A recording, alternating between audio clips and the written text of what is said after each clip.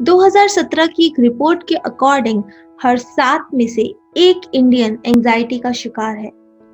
2020 में डब्ल्यूएचओ ने एक रिपोर्ट पब्लिश की थी जिसके अकॉर्डिंग 56 मिलियन इंडियंस आज डिप्रेशन का शिकार हैं और 38 मिलियन से ज्यादा लोग एंजाइटी का शिकार हैं। आज की वीडियो में मैं आपके साथ शेयर करूंगी कि एंजाइटी एग्जैक्टली क्या होती है, आप किस तरीके से रिकॉग्नाइज कर सकते हैं कि कहीं आप एंजाइटी का शिकार तो नहीं हो रहे, और 5 ऐसे टिप्स जिससे आप एंजाइटी से बाहर निकल के कामनेस की तरफ जा सके। सो मेक श्योर आप इस वीडियो को अंत तक जरूर देखें।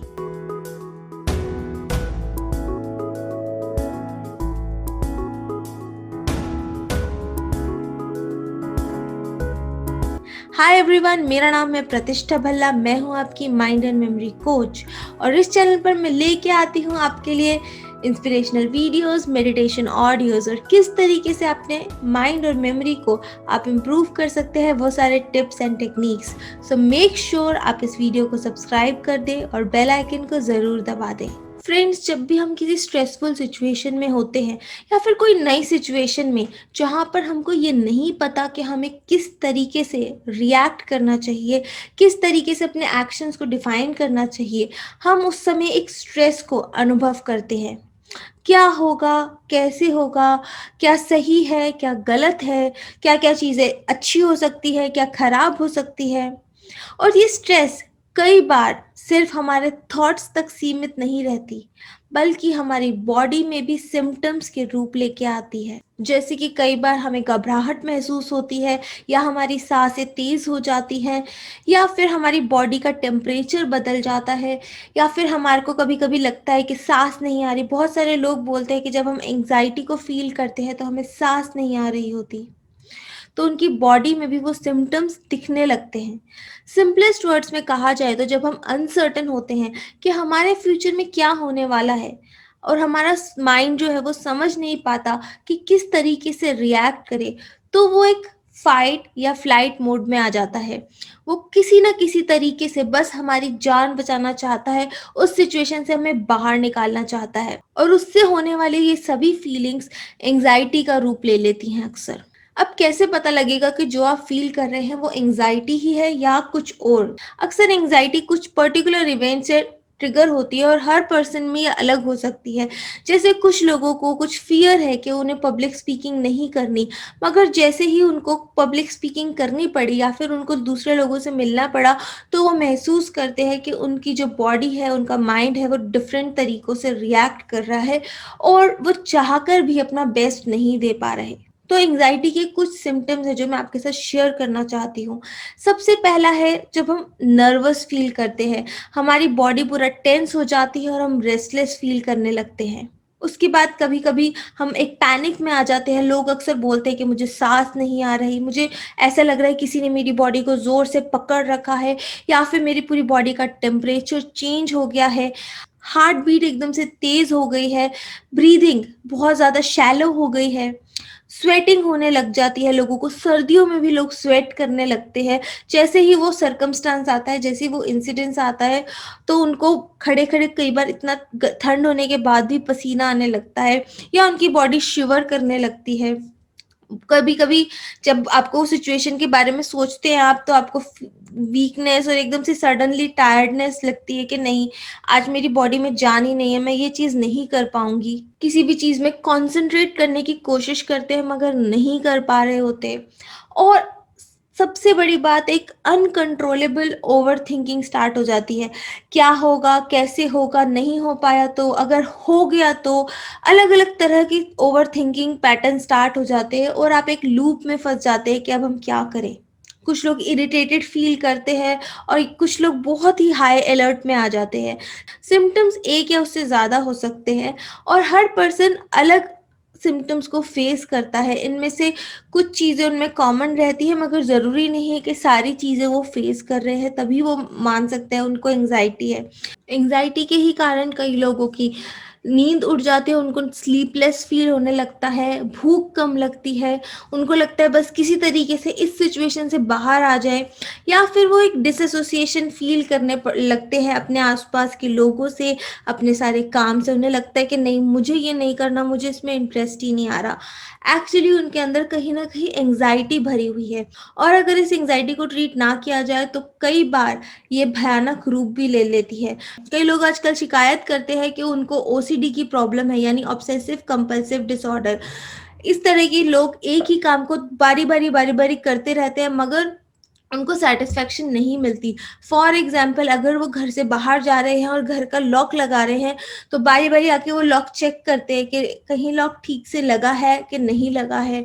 इसी तरीके से अगर वो हाथ धोते रहते हैं, वो किसी एक वो एक ऑब्सेसिव कंपल्सिव डिसऑर्डर का शिकार हो जाते हैं।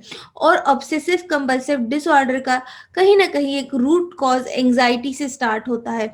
उनकी बॉडी में कहीं ना कहीं एंजाइटी इतनी भर चुकी होती है कि वो चाह कर भी अपने आप को कंट्रोल नहीं कर पाते। इसलिए अगर आप किसी को जानते हैं जो ओसीडी का शिकार है, तो उसके साथ ये वीडियो ज़रूर शेयर करें, क्योंकि ओसीडी को अगर वो ट्रीट करना चाहते हैं तो सबसे पहले उनको अपने अंदर होने वाली इस एंग्जाइटी को ट्रीट करना होगा। और अब आते हैं 5 ऐसे टिप्स पे जो आपको इस एंग्जाइटी से बाहर निकलने में हेल्प कर सके, और आप कामनेस की तरफ और हैप्पीनेस की तरफ मूव कर सके। सबसे पहली टिप है ब्रेक द पैटर्न। जब भी हम एंग्जाइटी का शिकार होते हैं, तो अगर आप नोटिस करेंगे तो आप एक पैटर्न को फॉलो कर रहे होते हैं। एक सिमिलर तरीके से हमारी बॉडी चेंज होती है, हमारे थॉट्स चेंज होती है, और हम एक लूप में फंसने लगते हैं। अब अगर आप इस चीज से बाहर निकलना चाहते हैं, तो सबसे पहले आपको इस लूप को, इस चक्रव्यूह को तोड़ना होगा, और उसके लिए आपको इस पैटर्न से बाहर निकलना होगा। उस पैटर्न को ब्रेक करने के लिए आप सबसे पहले एक डीप ब्रेथ लें, और उसके बाद 3-3-3 रूल को फॉलो करें। 3-3-3 रूल क्या है? उसमें आपको सबसे पहले 3 ऐसी चीज़ों पे ध्यान लगाना है जो आपके आसपास हैं। कोई भी 3 चीज़ें जिनको आप देख सकते हैं, जो आपके थोड़े आसपास हो सकती हैं। मेबी आप वॉल के कलर को नोटिस करें कि लैंप कैसा है, किस तरीके के पोस्टर्स और फोटोज़ वहाँ पे लगे हुए हैं। कोई भी 3 चीज़ें जो आपको उस रूम में दिखाई दे रही हैं, उन पे अपना फ़ोकस लेके आएँ। उसके बाद आप सुनने की कोशिश करें 3 साउंड्स। कोई भी 3 साउंड जो उस रूम में अभी अवेलेबल है, मे बी वो एयर कंडीशन का साउंड है, मे बी वो रूम में किसी के चलने का साउंड है।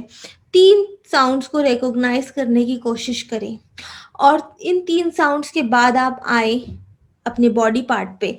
आप अपनी बॉडी के 3 कोई भी पार्ट्स हिलाएँ, जैसे कि आपके एंकल्स, आपके फिंगर्स, आपके पूरा आर्म। आप अपने हाथों को थोड़ा-सा हिला सकते हैं, अपने फेस को, अपनी नेक को, आप किसी भी 3 बॉडी पार्ट्स को हिलाएँ। तो आप 3-3-3 रूल जब ये फॉलो करेंगे, तो आप एकदम से उस पैटर्न से, एंग्जायटी के पैटर्न से बाहर आ पाएँगे। 3 चीज़ें जिन्हें आप देख सकते हैं, 3 चीज़ें जिन्हें आप सुन सकते हैं, और फिर 3 बॉडी पार्ट्स जिनको आपको मूव करना है। और उसके साथ हम आते हैं अब सेकंड टिप पे। सेकंड टिप है create rituals and own it. आप कभी भी एंग्जायटी के साथ पैदा नहीं होते। एंग्जायटी एक लर्न्ड बिहेवियर है। लर्न्ड बिहेवियर यानी कि जब हम ग्रो कर रहे होते हैं, जब हम बड़े हो रहे होते हैं, उस एज में कहीं ना कहीं हमने ये बिहेवियर को सीखा होता है, अपने अंदर डाउनलोड किया होता है। इसका आप एक एग्जाम्पल ये सोच सकते हैं, जब एक छोटा बच्चा होता है, जब आप उसको हवा में उछालते हैं, तो वो एंग्शियस फील नहीं करता, बल्कि वो हंसता है, क्योंकि उसे यकीन होता है कि आप उसे कैच कर लेंगे। वो आपको कई बार बोलता है मुझे और उछालो। अगर थोड़ा सा बड़ा बच्चा है, 4 या 5 साल का, अगर वो आपके पास है और आप उसके साथ खेल रहे हैं, तो वो बोलता है मुझे और उछालो, मुझे ऐसे भी झूला चाहिए, मुझे वैसा भी झूला चाहिए, क्योंकि वो उस चीज़ को एंजॉय कर रहा है। वो एंग्शियस फील नहीं कर रहा, वो एक ट्रस्ट के साथ जी रहा है कि आप उसको संभाल लेंगे, उसको गिरने नहीं देंगे। मगर जैसे-जैसे हम एडल्ट होते हैं, हम इस चीज़ को भूल जाते हैं कि हम बच सकते हैं। हमें यही लगता है जैसे ही कोई प्रॉब्लम आती है कि अब तो हम फेल हो जाएँगे, अब तो हम गिर जाएँगे। इसलिए बहुत ज़्यादा ज़रूरी है कि आप अपनी लाइफ में इन पैटर्न्स को ब्रेक करने की कोशिश करें। जो इन्फॉर्मेशन एंग्ज़ायटी की आपने अपने माइंड में डाउनलोड कर ली है, उसको बाहर निकाल पाएँ, और उसके लिए आप डेली रिचुअल्स बनाएं, डेली कुछ ऐसी हैबिट्स बनाएं जो आपको हेल्प कर सके इस प्रॉब्लम से बाहर निकलने की, इस एंग्जाइटी की फीलिंग्स को हमेशा के लिए पीछे छोड़ने की। और इनमें से एक सबसे बेहतरीन आदत हो सकती है रोज 5 मिनट दिन में मेडिटेट करना। इंश्योर करें कि आप दिन में 5 से 10 मिनट ज़रूर निकालें सिर्फ अपने लिए, जिसमें आप मेडिटेट करें, जिसमें आप सिर्फ अपने माइंड पे ध्यान दें और कामनेस की तरफ जाने की कोशिश करें। मगर ये एक दिन में नहीं होगा, इसके लिए आपको रोज़ इस चीज़ को करना होगा, आपको रोज़ मेडिटेट करना होगा और आपको एक रिचुअल बनाना होगा कि दिन में इस समय से इस समय तक मैं मेडिटेट ज़रूर करने वाली हूँ। जब आप इस डेली रिचुअल को अपने माइंड को इंट्रोड्यूस करेंगे तो आपके माइंड को पता लगेगा कि जब भी वो कोई एंग्जाइटी को फील कर रहा है तो उसके पास एक बाहर निकलने का रास्ता अवेलेबल है। अब आते हैं थर्ड टिप पे और वो है ब्रीदिंग एक्सरसाइज। अक्सर जब लोगों को एंग्जाइटी फील होती है, मैंने कई बार उन लोगों को बोलते हुए सुना है कि हमें सांस नहीं आ रही होती, मुझे लगा कि मेरा दम घुट रहा है, किसी ने मेरे को ज़ोर से गले से पकड़ लिया है, या फिर मेरे हार्ट पे, मेरे दिल पे किसी ने बहुत बड़ा सा पत्थर रख दिया है और मुझे ब्रीथ नहीं हो पा रहा। जब भी हम सही से ब्रीथ नहीं कर पाते, वो एक बहुत बड़ा रीज़न बन जाता है इस बात के लिए कि हमारा मूड चेंज हो जाता है, कहीं न कहीं हम नेगेटिव पैटर्न्स की तरफ मूव करने लगते हैं। आप नोटिस करेंगे कि जब भी कोई व्यक्ति बहुत ही ज़्यादा एंग्शियस फ़ील कर रहा है या वो डरा हुआ है या वो कॉन्फिडेंट नहीं फ़ील कर रहा, तो उसकी जो ब्रीथिंग होती है वो एक शैलो ब्रीथिंग होती है, वो डीप ब्रीथिंग नहीं कर रहा होता। वहीं जो लोग कॉन्फिडेंट होते हैं वो अक्सर डीप ब्रीदिंग करते आपको मिलेंगे। सो मेक श्योर आप ब्रीदिंग एक्सरसाइजेस करें और अपने ब्रीदिंग पैटर्न को सुधारें। आप डीप ब्रीदिंग करें, स्पेशली जब आप एंग्जाइटी को फील कर रहे हो तो अपनी ब्रेथ पे अपना ध्यान लेके जाएं और एक छोटी सी ब्रीदिंग मेडिटेशन कर सकते हैं आप उसमें। मैंने कई वीडियोस डाल रखे हैं 2 मिनट्स ब्रीदिंग मेडिटेशन के, या फिर आप एंग्जाइटी से किस तरीके से बाहर आ सकते हैं उसके। उन वीडियोस को ज़रूर देखें, उनकी हेल्प लें और अपने ब्रीदिंग को और अपने थॉट्स को कंट्रोल करें। फोर्थ टिप है मूव योर बॉडी। कोई ना कोई फिजिकल एक्सरसाइज ज़रूर लेके आएँ अपने रूटीन में।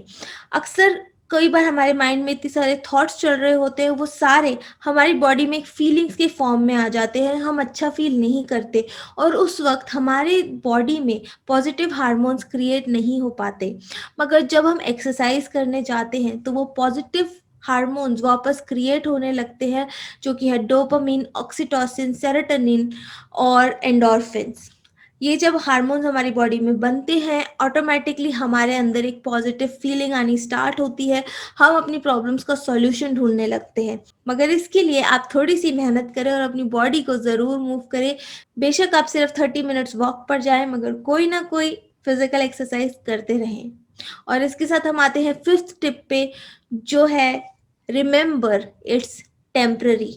अक्सर जब हम किसी प्रॉब्लम में फंस जाते हैं या फिर हमारे साथ कोई ऐसी घटना घट जाती है जो हमें लगता है अरे ये तो एक्सपेक्टेड ही नहीं थी, ये कैसे हो गया, मेरे साथ ऐसा क्यों हो गया, मेरे साथ ही ऐसा क्यों होता है। जब हमारे दिमाग में ऐसी फीलिंग्स और थॉट्स आने लगती है तो हमारी बॉडी में ये एंग्जाइटी आने लगती है, हम अनकंफर्टेबल फील करना स्टार्ट कर देते हैं और हमें डर होता है कि पता नहीं फ्यूचर में क्या होगा। बहुत सारे लोग अपने फ्यूचर की इस होप को ही खो देते हैं कि उनका फ्यूचर बेहतरीन हो सकता है, क्योंकि उनको अपनी प्रॉब्लम्स, करंट प्रॉब्लम्स इतनी बड़ी लगती है कि वो फ्यूचर के बारे में सोच ही नहीं पाते और इसलिए वो एंग्जाइटी का शिकार हो जाते हैं, डिप्रेशन का शिकार हो जाते हैं और अपनी लाइफ को कैसे मैनेज करना है वो सारे रिसोर्सेज को लूज कर देते हैं। इस समय अपने आप को एक बात ज़रूर याद दिलाएं, ये जो भी सिचुएशन है, जो भी अभी हो रहा है, वो सब टेम्पररी है। चाहे आपको ऐसा लग रहा है कि इससे बुरे सर्कमस्टांसेस नहीं हो सकते, मगर याद रखिए अगर इससे बुरा कुछ नहीं हो सकता तो आगे तो बेहतर ही होगा। हमारे पास जीवन में कुछ हो ना हो, एक चीज़ ज़रूर होती है और वो होती है होप, उम्मीद, जो हमसे कोई नहीं छीन सकता सिवाय हमारे खुद के। और जब तक वो उम्मीद बाकी है तब तक कहीं ना कहीं आपके पास एक चांस है अपनी लाइफ में उस चीज़ को हासिल करने का, जीतने का। और अगर आप उसे नहीं भी जीत पाए तो याद रखिए कि आपके लिए कुछ उससे भी बेहतर रखा हुआ है, वो सिर्फ आपके उस जगह पे पहुंचने का इंतज़ार कर रहा है। मगर क्या आप उस चीज़ को पाने की मेहनत करने के लिए तैयार हैं? क्या आप उस रिसोर्सफुल स्टेट में जाने के लिए तैयार हैं, जहाँ पर आप इन सारी चीज़ों को एक्सेस कर पाएँगे, जहाँ पर आप अपने लक्ष्यों को पा पाएँगे, जहाँ पर आप एंग्ज़ायटी से निकल कर कामनेस की तरफ जा पाएँगे, एक हैप्पीनेस को फ़ील कर पाएँगे? ज़रूरत है आपको होपफुल रहने की और याद रखने की कि वक़्त ज़रूर बदलता है। आपको ये टिप कैसी लगी मुझे कमेंट बॉक्स में ज़रूर बताएं। और अब हम आते हैं आज की बोनस टिप पे, जो मैं आपके साथ शेयर करने वाली हूँ, और ये बहुत बहुत बहुत ज़्यादा इम्पॉर्टेंट है। और वो है, stop googling your problems.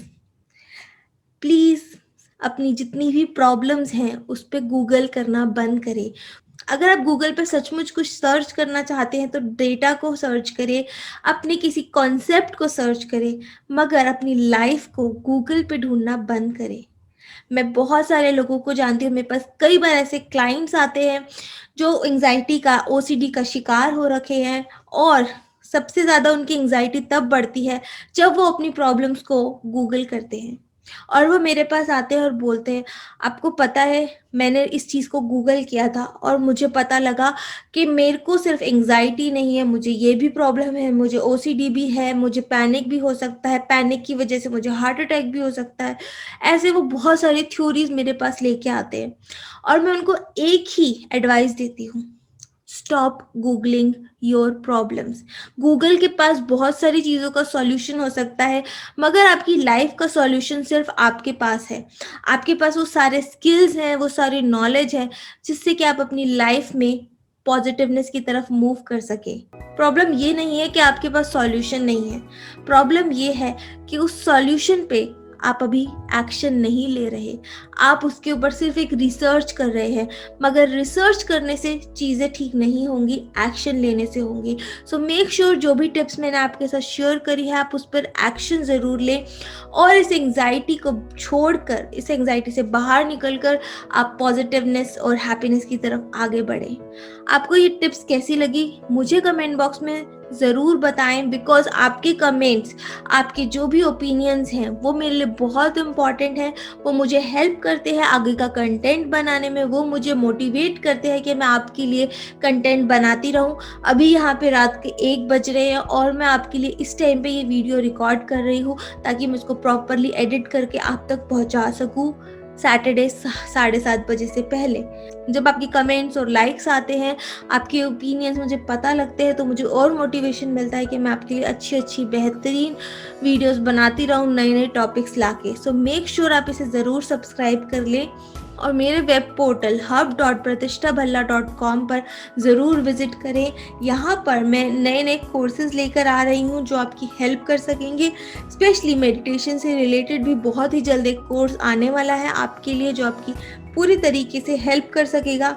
Make sure आप उस पोर्टल को ज़रूर विज़िट करें और वहाँ पे सब्सक्राइब कर लें, ताकि आपको अपडेट्स मिलते रहे वहाँ पर भी कि कौन से नए कोर्सेज़ लॉन्च हो रहे हैं। इस वीडियो को ज़्यादा से ज़्यादा लोगों तक शेयर कर लें, चैनल को सब्सक्राइब ज़रूर कर लें और बेल आइकन को दबा दें, ताकि आपको सारे अपडेट्स मिलते रहें।